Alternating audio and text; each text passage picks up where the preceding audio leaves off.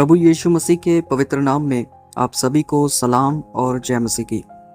आज की एक और नई वीडियो में आप सभी प्रियजनों का स्वागत है। इससे पहले हम अपने 3 से 4 वीडियो जो है वह डाल चुके हैं इस विषय पर, और पाप की जो सीरीज़ है जिसके बारे में हम सीख रहे हैं, आज उसकी अगली वीडियो आपके सामने हाजिर है। अगर बीते समय की वीडियो जो आपने नहीं देखी हैं तो आपको प्ले लिस्ट में जा कर के वह वीडियोस मिल जाएंगी, आप उनको देख सकते हैं, चेक कर सकते हैं। आज हम पाप की सूची के बारे में, पापों की लिस्ट के बारे में सीखने जा रहे हैं। हम देखेंगे कि बाइबल हमें पापों की सूची किस प्रकार बताती है, किस प्रकार देती है। उसके लिए सबसे पहले हम गलातियों की पत्री से 5 अध्याय खोलेंगे, और गलातियों की पत्री 5 अध्याय 19 से 21 वचन जो है हम पढ़ेंगे।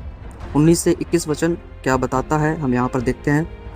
लिखा है, शरीर के काम तो प्रकट है, अर्थात व्यभिचार, गंदे काम, लुचपन, मूर्ति पूजा, टोना, बैर, झगड़ा, ईर्ष्या, क्रोध, विरोध, फूट, विधर्म, डा, मतवालापन, लीला कीड़ा और इनके जैसे और बहुत से काम। इनके विषय में मैं तुमसे पहले ही कह देता हूँ, जैसे पहले कह भी चुका हूँ, कि ऐसे ऐसे काम करने वाले परमेश्वर के राज्य के वारिस ना होंगे। हम गलातियों की पत्री 5 अध्याय में ये देख रहे हैं कि बाइबल जो है वह मूर्ति पूजा, टोना, बैर, झगड़े के बारे में भी, जिसको हम बहुत ही नॉर्मल तरीके से ले लेते हैं कि चलो कोई बात नहीं, झगड़ा तो एक आम बात है, इसके विषय में कुछ नहीं होता, कोई बात नहीं, नॉर्मल एक बात है। और मूर्ति पूजा, इसको भी हम कभी ना कभी ऐसे देख लेते हैं, कोई बात नहीं, छोटी मोटी चीज़ है। पर बाइबल बताती है ये बहुत ही गंभीर पाप है। उसके बाद हम क्रोध के विषय में भी कह सकते हैं कि क्रोध करना भी कोई बड़ी बात नहीं है, पर बाइबल बताती है कि ये भी पाप की लिस्ट में आता है। और जब हम आगे देखते हैं तो आगे हम ये देख रहे हैं कि ऐसे ऐसे काम करने वाले जो लोग हैं, वो लोग परमेश्वर के जो राज्य है उसके वारिस ना होंगे, परमेश्वर के राज्य के वारिस ना होंगे, यहाँ पर लिखा है। इसके बाद हम मरकुस की इंजील में जा रहे हैं, और मरकुस की इंजील से हम पढ़ना शुरू करेंगे कि मरकुस की इंजील 7 अध्याय और उसके 20 से 23 वचन में क्या लिखा है। मरकुस की इंजील 7 अध्याय 20 से 23 वचन हम पढ़ेंगे। यहाँ पर लिखा है, फिर उसने कहा, जो मनुष्य में से निकलता है वही मनुष्य को अशुद्ध करता है, क्योंकि भीतर से अर्थात मनुष्य के मन से बुरी बुरी चिंता, व्यभिचार, चोरी, हत्या, परस्त्रीगमन, लोभ, दुष्टता, छल, लुचपन, कुदृष्टि, निंदा, अभिमान और मूर्खता निकलती है। ये सब बुरी बातें भीतर ही से निकलती हैं और मनुष्य को अशुद्ध करती हैं। बहुत से लोग ये बोलते हैं कि हो सकता है कि कोई किसी तरीके से खाने पीने से अशुद्ध हो जाए, पर बाइबल यहाँ पर हमें साफ तरीके से बताती है कि जो बुरी बातें मनुष्य के भीतर से निकलती हैं वही मनुष्य को अशुद्ध करती हैं।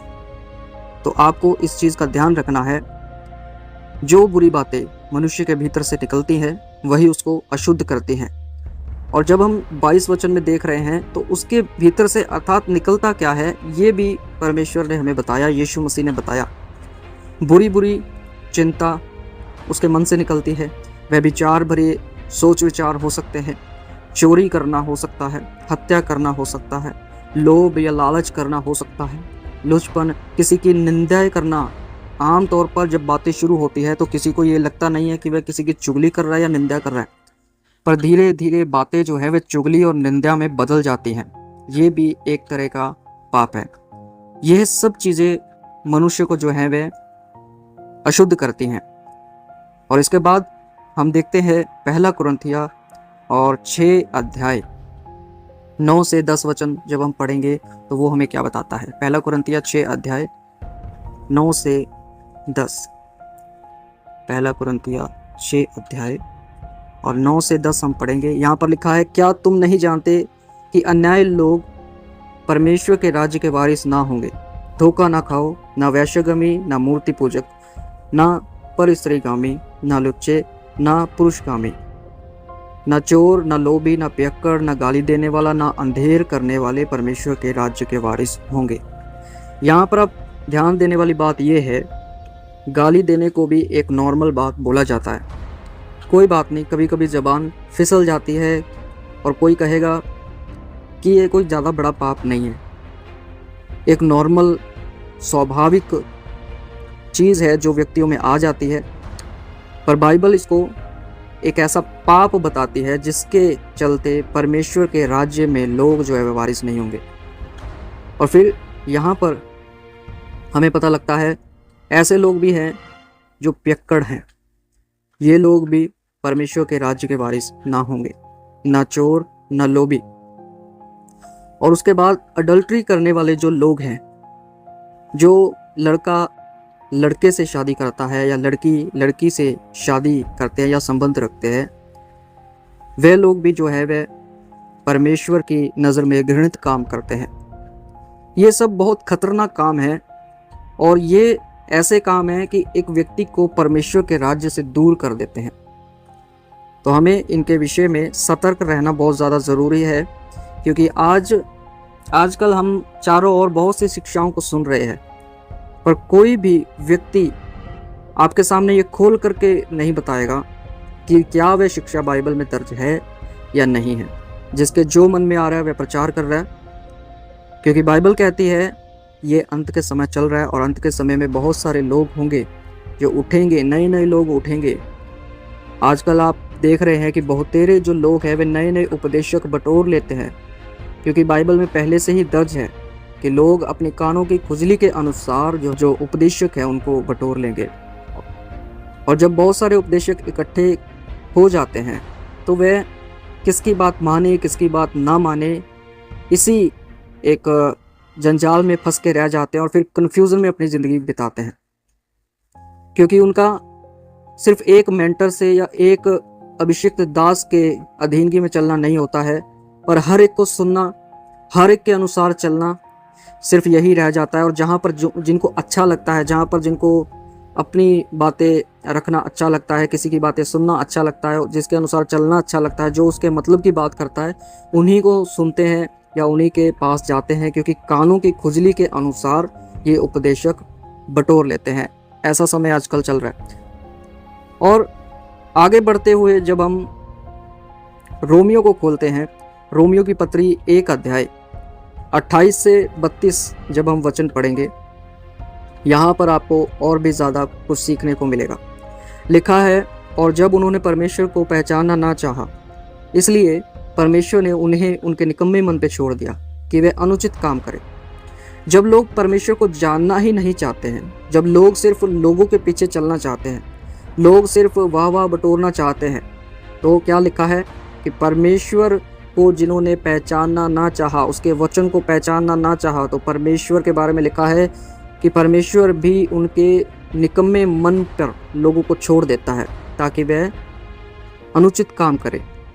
29 में लिखा है, सो वे सब प्रकार के अधर्म और दुष्टता और लोभ बैर भाव से भर गए। अब यहाँ पर देखिए एक चीज है जो लिखा है, बैर भाव। जो व्यक्ति परमेश्वर से दूर है उन्हीं में आपको टूट फूट और बैर भाव मिलेंगे। जहाँ पर झगड़े हैं वहाँ पर परमेश्वर की उपस्थिति नहीं है। जहाँ पर एक व्यक्ति अपने आप को दूसरे से ऊंचा दिखा रहा है वहाँ पर परमेश्वर की उपस्थिति नहीं है। आपको इस अंत के समय में बहुत ही संभल करके चलने की ज़रूरत है। लिखा है, बैर भाव से भर गए और डाह और हत्या और झगड़े और छल और ईर्ष्या से भरपूर हो गए, यानी कि भर गए पूरी तरीके से। पर भरपूर हमें किस तरीके से होना है, किससे होना है? बाइबल बताती है कि हमें तो भरपूर होना है पवित्र आत्मा से, हमें तो पवित्र आत्मा से भरना है। पर यहाँ पर तो लोग जो है वो लोभ से, लालच से, बैर भाव से, डाह से, झगड़े से, हत्या से, छल से, ईर्ष्या से, ऐसी चुगलखोर लोगों से, ऐसी बातों से, ऐसे स्वाभाविक चीज़ों से भर रहे हैं जो उनको परमेश्वर से दूर करता है। और फिर जब हम 30 वचन पढ़ते हैं तो यहाँ पर लिखा है, बदनाम करने वाले। किसी को ऊंचा करने वाले नहीं, लिखा है बदनाम करने वाले, परमेश्वर के देखने में घृणित औरों का अनादर करने वाले, जो किसी की इज्जत नहीं करेंगे, ऐसे लोग, अभिमानी, डींगमार, बुरी बुरी बातें बनाने वाले, माता पिता की आज्ञा ना मानने वाले। बहुत से लोग अपने माता पिता को अपने घरों से निकाल देते हैं। बहुत से लोग जो है वे अपने माता पिता की आज्ञा को नहीं मानते हैं। बहुत से लोग बहुत चीज़ें करते हैं जो हम इस समय में देख रहे हैं। 31 वचन में लिखा है, निर्बुद्धि, विश्वासघाती, माया रहित और निर्दय हो गए। 32 में लिखा है, वे तो परमेश्वर की ये विधि जानते हैं कि ऐसे ऐसे काम करने वाले मृत्यु के दंड के योग्य हैं, तो भी ना केवल आप ही ऐसे काम करते हैं वरन करने वालों से प्रसन्न भी होते हैं। अब यहाँ पर लिखा कि ऐसे ऐसे सब काम करने वाले लोग जो है वे मृत्यु के दंड के योग्य हैं। ऐसे ऐसे काम करने वाले मौत को पाएंगे। और फिर लिखा है कि ये लोग ऐसे हैं कि खुद तो करते ही है, परंतु दूसरे लोग जब करते हैं तो उनसे ये खुश भी होते हैं। मैं आपको एक तरीके से एक एग्जाम्पल बताता हूँ। अगर आप एक कमरे में 50 लोगों को बंद कर देंगे और आप 1-2 दिन या कुछ समय तक उस कमरे को बंद रहने देंगे, बाद में आप खोलेंगे तो जब आप अंदर जाके देखेंगे तो उस कमरे में लोग अलग अलग अपने अपने मन के अनुसार अपनी दोस्ती, अपने रिश्ते जो है वह ढूंढ लेंगे। वो ऐसा इसलिए होता है क्योंकि एक चुगली करने वाला व्यक्ति जो है वह चुगली करने वाले को ढूंढ लेगा, एक निंदा करने वाला एक निंदा करने वाले को ढूंढ लेगा, एक हत्या करने वाला एक हत्या करने वाले को ढूंढ लेगा। आप देखेंगे वचन में यह साफ तरीके से बताया गया है कि वरन करने वालों से भी प्रसन्न होते हैं। तो ऐसे लोग एक दूसरे को ढूंढ लेते हैं, एक दूसरे को देख करके प्रसन्न होते हैं। जब वे दूसरे को गिराते हैं या खुद गिरते हैं या दूसरे को भी गिराते हैं तब भी वे खुश होते हैं। मैं आपको बताना चाहता हूं कि एक लास्ट वचन जो है वो हम देखेंगे निर्गमन की पुस्तक से। निर्गमन उसका 20 अध्याय, निर्गमन 20 अध्याय और इसका हम पढ़ेंगे 2 से 5। लिखा है कि मैं तेरा परमेश्वर यहोवा हूँ जो तुझे दास्तव के घर अर्थात मिस्र देश से निकाल लाया है। तू मुझे छोड़ दूसरों को ईश्वर करके ना मानना। फिर लिखा है, तू अपने लिए कोई मूर्ति खोद कर ना बनाना, ना किसी की प्रतिमा बनाना जो आकाश में व पृथ्वी पर व पृथ्वी के जल में है। तो उनको दंडवत ना करना और ना उनकी उपासना करना, क्योंकि मैं तेरा परमेश्वर यहोवा जलन रखने वाला ईश्वर हूँ, और जो मुझसे बैर रखते हैं उनके बेटों, पोतों और परपोतों को भी पितरों का दंड दिया करता हूँ। तो मैं आशा करता हूँ कि यहाँ तक तो आपको समझ आ गया होगा। इसके बाद भी हमारे पास 5 वचन और हैं जिसको हम दूसरे पार्ट में देखेंगे कि आगे बाइबल हमें क्या बताती है। और दूसरा पार्ट देखना ना भूले। जब भी आपको लगे कि आप परमेश्वर से दूर होते चले जा रहे हैं, या जब भी आपको लगे कि आप किसी पाप में गिर रहे हैं, या जब आपको लगे कि आप प्रार्थना में अब नहीं हैं, अब वैसा जीवन आप नहीं जी रहे जैसा परमेश्वर ने आपको दिया है, तो मैं आपको यहाँ पर एक सलाह देना चाहता हूँ। मेरी सलाह ये होगी, मानना ना मानना आपके हाथ में है, कि आप उपवास में जाएं और उपवास में जाकर के परमेश्वर से विनती करें कि वह आपको फिर से अपनी पवित्र आत्मा से भरे, अपने गुनाहों को माने और उन्हें छोड़े। क्योंकि बाइबल कहती है जो अपने गुनाहों को मानता है, छिपाता नहीं है, छोड़ देता है, उस पर दया की जाएगी। मैं ये विश्वास करता हूँ कि पापों की सूची यानी कि लिस्ट, जो आज का हमारा टॉपिक है, इसके बारे में आपने थोड़ा बहुत कुछ सीखा होगा कि बाइबल हमें क्या बताती है। इसके बाद हम दूसरा पार्ट भी इसका लेकर के आएंगे और उसे भी आप बड़े ध्यानपूर्वक सुनेंगे और उसके बारे में सीखेंगे। अगर आपको ये स्टडीज़ ठीक लग रही है, आपको आत्मिक उन्नति मिल रही है, आप आगे बढ़ रहे हैं, आपको ज्ञान मिल रहा है, या आप किसी भी तरीके से परमेश्वर के करीब जा रहे हैं, तो मैं आपसे विनती करता हूँ कि इसको ज़्यादा से ज़्यादा शेयर करें ताकि दूसरे लोग भी इसका फ़ायदा उठा सकें। प्रभु आप सभी को आशीष दे। सबको जय मसीह की।